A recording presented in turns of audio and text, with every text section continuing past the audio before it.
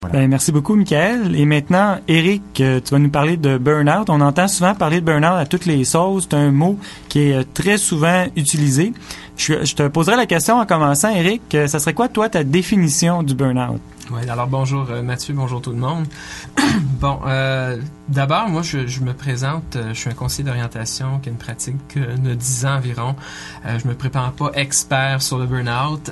Par contre, j'ai pu en traverser un, donc je sais un petit peu de quoi je parle. Puis évidemment, j'aide beaucoup d'étudiants dans le cadre de mes fonctions. Alors, j'ai pu des fois voir des choses qui ressemblaient à un burn-out.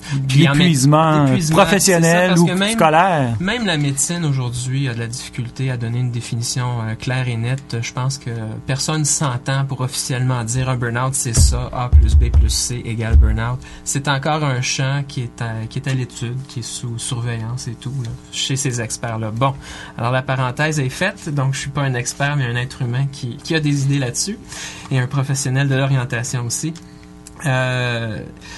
Pour parler d'une définition de burn-out, je pense que j'aimerais vous faire un petit exercice de visualisation. Puis s'il y en a parmi vous qui écoutez l'émission, qui se donneraient la peine de faire cet exercice de visualisation-là, je pense qu'on va pouvoir commencer à voir ça commence comment peut-être un burn-out. Parfait. Ça va me permettre de vous lire un texte que j'ai reçu par courriel l'autre fois que je trouvais assez dans le mille sur comment ça peut commencer un burn-out. Donc, imaginez une marmite remplie d'eau froide dans laquelle nage tranquillement une grenouille. Le feu est allumé sous la marmite. L'eau chauffe doucement. Elle est bientôt tiède. La grenouille trouve cela plutôt agréable et continue à nager. La température continue à grimper. L'eau est maintenant chaude. C'est un peu plus que n'apprécie la grenouille. Ça la fatigue un peu, mais elle ne s'affole pas pour autant. L'eau est cette fois vraiment chaude, est rendue assez chaude. La grenouille commence à trouver cela désagréable, mais elle s'affaiblit, alors elle supporte et ne fait rien. La température continue à monter jusqu'au moment où la grenouille va tout simplement finir par cuire et mourir. Si la grenouille avait été plongée directement dans l'eau bouillante, elle aurait immédiatement donné le coup de patte adéquat qui l'aurait éjectée aussitôt de la marmite. Cette expérience montre que lorsqu'un changement nuisible s'effectue d'une manière suffisamment lente, il échappe à la conscience et ne suscite la plupart du temps aucune réaction, aucune opposition, aucune révolte. Donc, le mot-clé, il y a le mot « lent » dans les mots-clés. Exactement. Dans nos vies, on va parler du contexte d'étudiants, parce on associe souvent burn-out et professionnel, comme tu l'introduisais tantôt. Oui, tout à fait. Être étudiant, c'est un métier en soi, surtout de nos jours. Il y a beaucoup d'exigences, beaucoup de pression. Là, surtout, on est en fin de session. J'imagine qu'il y a plein d'étudiants qui nous écoutent, qui sont peut-être qui sentent un peu comme la grenouille. Peut-être, justement. Et la réalité du métier d'étudiant de nos jours, la plupart du temps, on retrouve des étudiants qui ont à travailler, qui ont à concilier études et travail. Il y en a même qui ont une famille en même temps à faire vivre. Ça fait beaucoup de chats à fouetter en même temps. Je reviens à l'image de la grenouille de tantôt. Il est sûr que quand des problèmes se présentent dans nos vies, l'idéal, c'est de les gérer. D'en venir à être capable de faire avec pour que le problème se transforme en solution. Moi, je suis pas mal convaincu que lorsqu'on accumule plusieurs problèmes, plusieurs frustrations qu'on n'arrive pas à gérer pour une raison ou une autre, il y en a des millions de raisons pourquoi on ne serait pas capable de gérer un problème, une situation. Des fois, c'est parce que la réalité est trop pesante. Des fois, parce que on vit intérieurement des choses difficiles. On traverse des choses difficiles. Quand on est aux études, à l'université, on apprend à se responsabiliser face à la vie. C'est pas nécessairement... Parce que des fois, moi, ma première idée de burn-out, c'était une surcharge. Oui. On travaille beaucoup d'heures. Ça fait en sorte qu'il y a trop d'heures. Mais en fait, je pense que on peut faire un burn-out, un épuisement en travaillant avec un nombre très raisonnable de temps. Ou une personne qui va travailler à 80 heures semaine peut être très loin de la notion dont on parle. Là. Exactement. C'est pas nécessairement une quantité de travail extrême, parce qu'on peut s'imaginer quelqu'un qui aime beaucoup ce qu'il fait puis il n'y a pas vraiment de problème, alors il peut faire 60 heures semaine puis il va bien le gérer. Mais à quelque part, si dans nos vies. Il y a plusieurs sphères de nos vies, notre vie personnelle, nos engagements étudiants, nos problèmes au niveau du travail. À un moment donné, quand tout ça s'accumule ensemble, ben c'est là qu'on rentre dans la notion, puis c'est multifactoriel. Ben là, le burn-out embarque parce qu'il y a trop de sphères dans notre vie où on a de la difficulté à gérer les choses qui se produisent. Alors là, à ce moment-là, bon, on tombe dans un état où... puis là, les gens, des fois, ils se disent « Ouais, dépression, burn-out, c'est-tu la même chose? Où se met la frontière? » Moi, j'ai l'impression que le burn-out, c'est une étape avant la dépression. Parce que quand on parle de dépression, c'est rendu là, on n'est plus du tout fonctionnel. Alors que ce qui est insidieux dans le burn-out, c'est que tu peux continuer à fonctionner, mais tu seras plus vraiment aussi opérationnel que lorsque tu vas bien.